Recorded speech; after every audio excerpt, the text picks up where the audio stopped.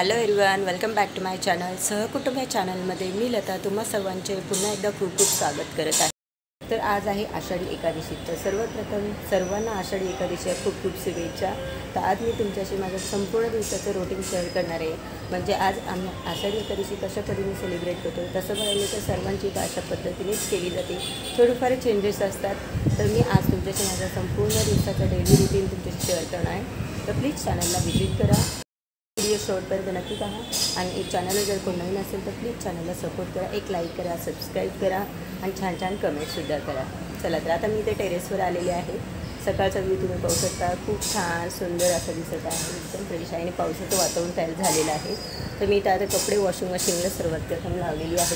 तर मी कपडे आणलेली खालून वॉश करून आणलेली तर ड्राय करायला लावलेली आहेत. कारण पावसाळा असल्यामुळे कपडे अजिबात वाळत नाही. तर मशीनला लावलेली आहे. तर चला तर मी तुम्हाला आमची जी झाडे लावलेली आहेत वरती थोडीफार, त्यामध्ये आज फुले आलेली आहे. तर ती फुले मला खाली न्यायची आहे देवाला.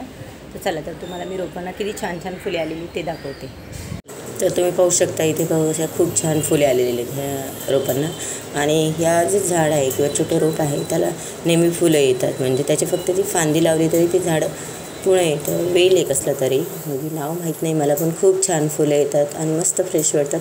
पण ती लवकर कोमेजली पण जातात. आज खूप फुलं आलेली आहेत. तर चला म्हटलं आता आपण ही देवासाठी आपण नेऊया. आता वरती टेरेसवर आलेच आहे तर चला ही घेऊन जाऊया. त्यानंतर मला खाली जाऊन देवपूजा करायची आहे आणि त्यानंतर मग मी पुढचं रुटीन तुमच्याशी शेअर करणार आहे.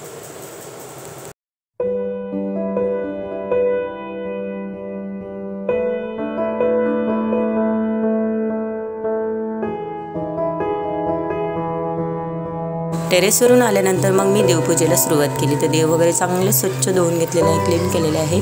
आणि आहे आमचे छोटेसे देवघर, हे पण सुद्धा स्वच्छ करून घेतलेले आहे. आणि इथे पाहू शकता इथे आता मला देव मांडायचे आहे. छोटे छोटे देव आहेत, जास्त पण नाही आणि कमी जागेमध्ये खूप छान पद्धतीने मांडता येते. तर आमच्या देवाराची खूप छोट्या छोट्या मूर्त्या आहेत. विठ्ठल रुक्माईची पण एक छोटीशी मूर्ती आहे तिथे तुम्ही पाहू शकता. बाळकृष्ण आहे, गणपतीची पण मूर्ती आहे. तर त्यानंतर मग मी रांगोळी काढायला सुरुवात केली. कारण मुले झोपलेले आहेत तोपर्यंत पटकन सगळे कामे मला आवरावी लागतात. तर इथे मी अशा पद्धतीने रांगोळी अगदी सोप्या पद्धतीने पटकन होईल अशी आज खास आषाढी एकादशी निमित्त मी ही रांगोळी काढणार आहे. तिथे पाहू शकता हे जो कलर आहे तो हळद आहे, कारण एक्सपायरी डेट गेलेली ती हळद आहे. त्याचा फेकून न देता मी अशा पद्धतीने यूज करणार आहे. तर रांगोळीसाठी मी त्या कलर आहे जी हळद आहे त्याचा यूज करते. तर इथे छानसे मी तुळशी वृंदावन काढणार आहे आणि पटकन होईल अशी सोपी आहे आणि छान पण वाटते. तर आजची ही रांगोळी तुम्हाला कशी वाटली नक्कीच मला कमेंट करून सांगा. आणि व्हिडिओ शेवटपर्यंत नक्की पहा. चॅनलला जर कोण नवीन असेल तर प्लीज चॅनलला एक सपोर्ट करा, एक सबस्क्राईब करा, लाईक करा आणि कमेंटसुद्धा करा. चला तर मी आता ही रांगोळी पटकन काढून घेत आहे आणि त्यानंतर जो सर्व रुटीन मी तुमच्याशी शेअर करणार आहे.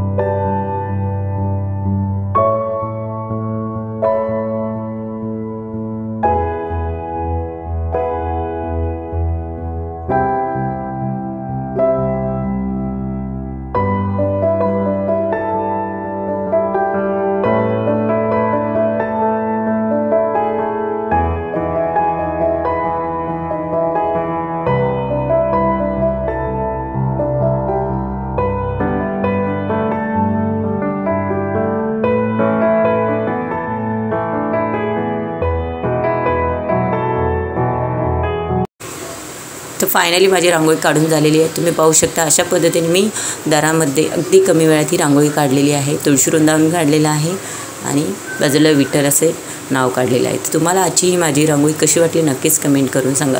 तिथे पाहू शकता सान्विका पण आलेली आहे, ती आत्ताच उठलेली आहे. तर तिची पण नावरावरी करायची आहे. तर पाहू शकता तिचे केस खूप करली आहेत. सकाळी मस्तपैकी विंचरली जातात, संध्याकाळपर्यंत अशा पद्धतीची पुढं केस करली होतात. तर आता मी तिला आंघोळ घालून घेणार आहे, मुलांचं आवरून घेणार. मुलांचं आवरून झालेलं आहे. तोपर्यंत आता मी खिचडी करायला घेतलेलं आहे. तर शेंगदाणे आहे ते फ्राय करून घेते. आणि प्रत्येकाच्या घरी खास हाच मेनू असतो ज्यावेळेस उपवास असतो. तर शेंगदाणे मस्तपैकी आता हे फ्राय भाजून करणार आहे, एकदम कडक करणार, त्यामुळे खिचडी खूप छान लागते. आणि त्यानंतर मी बटाटे आहे ते बॉईल करायला लावणार आहे, कारण बटाटे टाकल्यामुळे खिचडी एकदम मऊ आणि छान लागते, कारण सुटसुटीत होते आणि त्याचबरोबर मुले पण खाणार आहे, त्यामुळे त्यांना बटाटा टाकले की खूप छान खायला पण येते आणि मऊ होते. तर पाहू शकता तर शेंगदाणे झालेले आहेत भाजून. तर त्यानंतर मी कुकर लावून घेत आहे, जेणेकरून बटाटे लवकर शिजले जातील.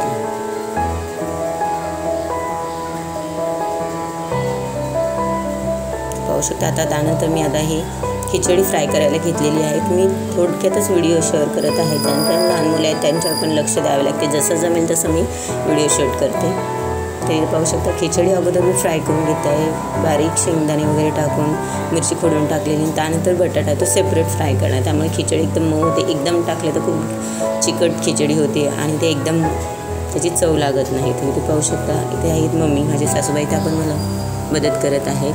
आणि दुसरं जे पातेलं आहे त्यामध्ये आम्ही हिरवी मिरची वाटून ती खिचडी बनवणार आहे, कारण तिखट होते त्यामुळे. तर सानूच्या पप्पांना आवडत नाही, त्यांना तर हिरवी मिरची खोडून आम्ही ही खिचडी बनवली आहे आणि सेपरेट आमच्यासाठी वेगळी बनवणार आहे.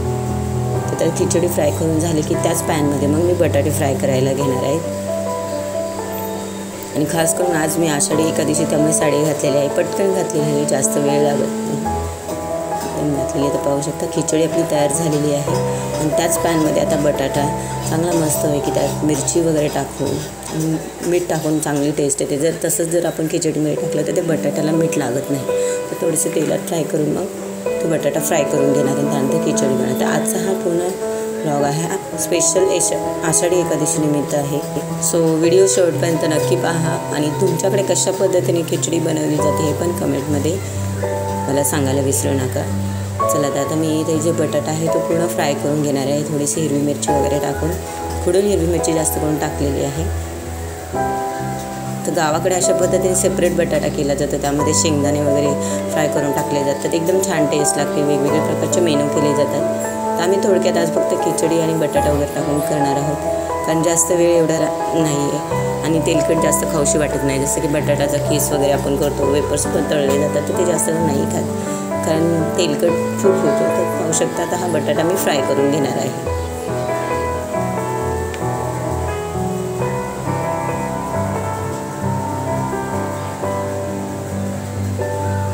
आणि बटाटा टाकल्यामुळे खिचडी एकदम मऊ होते आणि त्यामध्ये दूध टाकून घातलं तर खूपच छान लागते.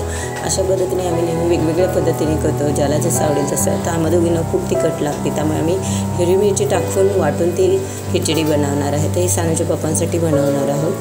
ती त्यांना हिरवी मिरची जास्त वाटून आवडत नाही, ते खुडून मिरची टाकल्या जेणेकरून जास्त तिखट होत नाही. पाहू शकता बटाटा हा फ्राय करून झाला की तो त्यामध्ये मग मिक्स करायचा आहे खिचडी, आणि दोन्ही एकत्र मिक्स करून मग ही खिचडी बनवून घ्यायची आहे. तर सेपरेट पण तुम्ही अशा पद्धतीने बटाटा फ्राय करून खाऊ शकता. त्यामध्ये फक्त शेंगदाणे आहे ते भाजून टाकायचे, त्यामुळे त्याची टेस्ट पण एक छान लागते. तर इकडे बटाटा फ्राय होत आहे, तोपर्यंत मी जी काही किचन बेसिनमधली जी भांडी आहेत ती सगळी गोळा करून ती सगळी घासून घ्यायची, जेणेकरून किचनवर खूप पसारा पण होणार नाही, जास्त मेसअप पण होणार नाही इकडे तिकडे. तर जेवढं हे शकेल तेवढं त्यावेळी मी सर्व भांडी घासून घेते, त्यामुळे जास्त वेळ लागत नाही आणि पसारा आपल्या किचनमध्ये होणार नाही. तर दोघी मिळून आम्ही करत आहोत. आणि किचन छोटं आहे त्यामुळे दोघींना जास्त इथे थांबता येत नाही, कारण जागा कमी असते. आम्ही चाललो आता, कुठे चाललो आपण? बाप्पाला कुठे बाप्पा? जो बाप्पा चलो हाय कर, हाय. आम्ही चाललो तर देऊ बाप्पाला. पप्पा नाही, पप्पा नाही. तर आम्ही आता देवदर्शन करायला चाललेलं आहे, जवळच आहे इथं मंदिर गार्डन, खूप गर्दी वाटतं.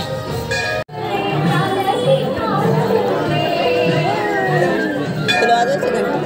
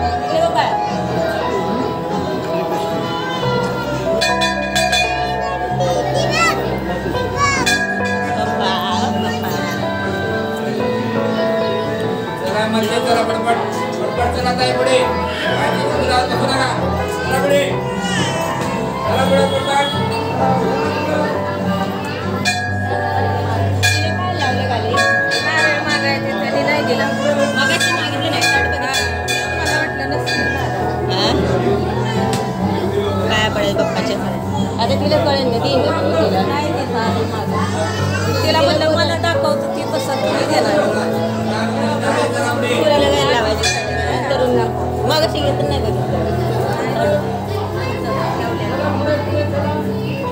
देव बाप्पा गणपती नाही देणार देतात देव पाय पडतो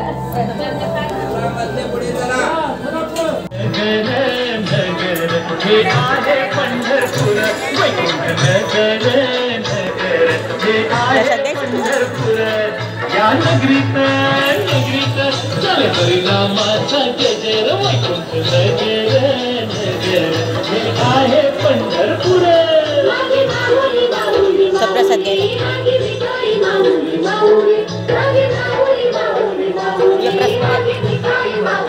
वैकुंठ नगर नगर हे आहे पंढरपूर दक्ष सचिन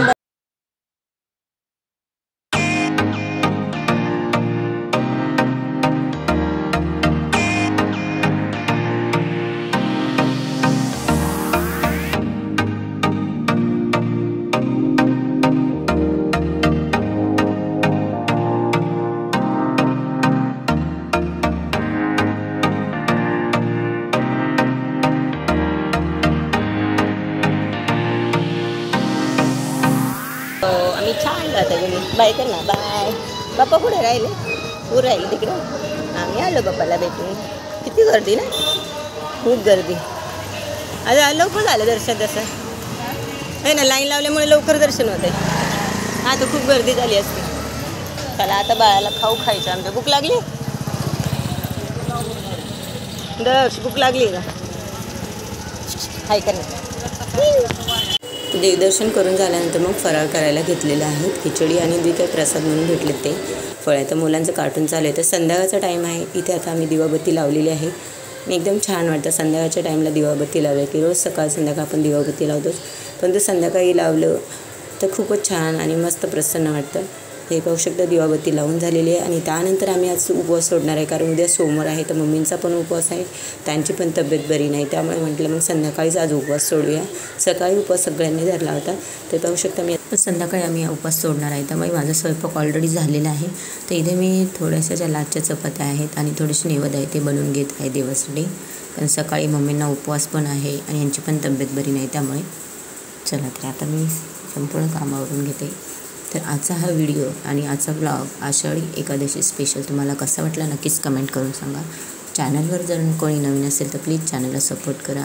एक लाईक करा आणि सबस्क्राईबसुद्धा करा तसं बघायला गेलं तर गावाकडे खूप छान पद्धतीने एकादशी वगैरे साजरी केली जाते कारण आपल्या पुण्यामध्ये आषाढी एकादशीला खूप मोठी दिंडी सोहळा असतो रिंगण असते पण आता मुंबईसारख्या ठिकाणी आम्हाला हे शक्य नाही जाणं आणि पाऊस पण खूप आहे त्यामुळे आम्ही घरगुती पद्धतीने आपले जवळच मंदिर आहे गार्डनपाशी तिथे जाऊन हे सेलिब्रेशन केलं आहे तर आजचा हा व्लॉग तुम्हाला कसा वाटला नक्कीच मला कमेंट करून सांगा कारण मला जेवढे शक्य होईल त्यानुसार मी व्हिडिओ बनवलेला आहे कारण मुलांचा अभ्यास पण घ्यायचा असतो तर मुलांना इथे मी तिथे चपात्या करत करत मी सान्विकाची स्टडी घेते आहे ती बाजूला शेजारी बसलेली आहे तिचा अभ्यास चाललेला आहे कारण टाईम जास्त मिळत नाही सकाळी ती क्लासला जाते आणि संध्याकाळच्या टाईमला घरी येते पूर्ण दिवसभर तिचं रुटीन असतं तिथे पाहू शकतात चपात्या माझ्या पूर्ण लाटून झालेल्या आहेत तर पटकन मी हे सर्व कामे आवरून घेत आहेत कारण त्यानंतर दक्षला पण आमच्या खाऊ घालावा लागतो त्याच्याकडे पण खूप लक्ष द्यावे लागते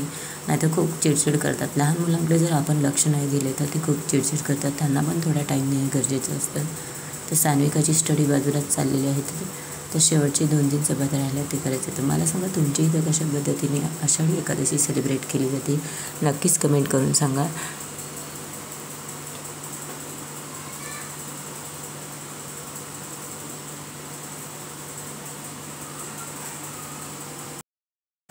तर इथे पाहू शकता चपाती एकदम टम्म फुगलेली आहे अशा पद्धतीने ही चपाती एकदम 2 पदरी होते जे मी ट्रिक वापरते त्यानुसार. आणि आम्ही जास्त करून चपात्यांना तेल नाही यूज करत, कारण लगेच गरम गरम चपाती खाली तर जास्त मस्त लागते आणि छान पण लागते, त्यामुळे जास्त तेल पण यूज नाही होत. आणि इथे पाहू शकता अशा पद्धतीने माझा स्वयंपाक पूर्ण झालेला आहे. मी करून घेतलेला पटकनी, तर फक्त निवद बनवून घेणार आहे. इथे पाहू शकता खीर बनवून झालेली आहे ऑलरेडी. आणि इथे मी बटाट्याची भाजी केलेली आहे. चपात्या पूर्ण कंप्लीट करून झालेलं आहे. तर जेवण वगैरे झाल्यानंतर मी लगेच संध्याकाळची आपली जे किचन मोठा असतो ते क्लीन करण्याची तयारीत आहे. तर भांडी वगैरे घासून झालेली आहे. आणि ती ही काही जाळी आहे भांडी ठेवण्याची, मला खूप आवडते, कारण त्यामध्ये सगळी भांडी बसतात आणि एकदम टिकाऊ आहे, मस्त आहे, वॉशेबल आहे ती, कारण स्वच्छ करता येते आणि छान भांडी राहतात. प्लॅस्टिकचं वगैरे आपण जर भांडी ठेवण्याची जाळी घेतली तर ती जास्त जर तिच्यावर वजन पडलं, जास्त भांडी पडले तर ती तुटण्याची पण शक्यता असते. अशा पद्धतीची जाळी खूप फायदेशीर होते. एकदाच घ्यायची पण लाईफ टाईम राहते. मे बी आम्ही 800 रुपयाला घेतलेली दुकानमध्ये. स्टीलची जी भांडी मिळतात त्या शॉपमध्ये मी घेतलेलं आहे. आता संपूर्ण किचन वाटा मला क्लीन करून घ्यायचं आहे, आणि रोजचंच रुटीन आहे आणि ते केल्याशिवाय आपल्याला जमत नाही, कारण सकाळी लगेच आपल्याला स्वयंपाकाची मला तयारी करावी लागते. तर किचन मला पूर्णपणे क्लीन असायलाच हवं, कारण ती सवयच लागली तर पूर्णपणे. ते इथे पाहू शकता मुले मस्ती करत आहेत. आणि दररोज संध्याकाळचं त्यांचं असंच असतं, पप्पा आले की त्यांना दोघांनाही मस्ती करायला लागते, कारण मुलांना पण आपण टाईम देणं गरजेचं असतं. त्यांच्यानुसार खेळणं लहान मुलं खूप गरजेचं आहे, कारण रोजच पाहू शकता मध्ये तर स्कूल चालू नव्हतं तर मुले ऑनलाईनच क्लास असायचे आणि मोबाईल टी व्ही, त्यापेक्षा आपण त्यांच्याशी मिळून जर आपण खेळलो तर त्यांना पण खूप छान वाटतं आणि उत्साह पण येतो आणि एक बॉन्डिंग तयार होतं आपल्यामध्ये. तर आजकाल बऱ्याच ठिकाणी असं पाहायला मिळत नाही, प्रत्येकजण मोबाईलमध्येच असतो. तर इथे पाहू शकता आमचं दक्ष आणि सान्विका मस्तपैकी खेळत आहे, खूप एन्जॉय पण करत आहे. तर प्रत्येकाने आपल्या मुलांकडे, आपले जे मुलं आहेत त्यांच्या छोट्या छोट्या गोष्टी सहभागी करून घेणं, त्यांना वेगवेगळे लहानपणीचे खेळ शिकवून खूप गरजेचे आहे. कारण आजकालच्या मुलांना पहिले आपण जे लहानपणी खेळ खेळायचो, जे ग्राउंडमधले किंवा घरातले, ते आता माहीत नाही, जास्त फक्त मोबाईलमधले गेम त्यांना माहीत असतात. तर आजचा हा व्लॉग तुम्हाला कसा वाटला नक्कीच मला कमेंट करून सांगा. आजचा व्लॉग मी इथेच थांबवते. पुन्हा भेटू आपण नेक्स्ट व्हिडिओमध्ये. तोपर्यंत सर्वांना धन्यवाद.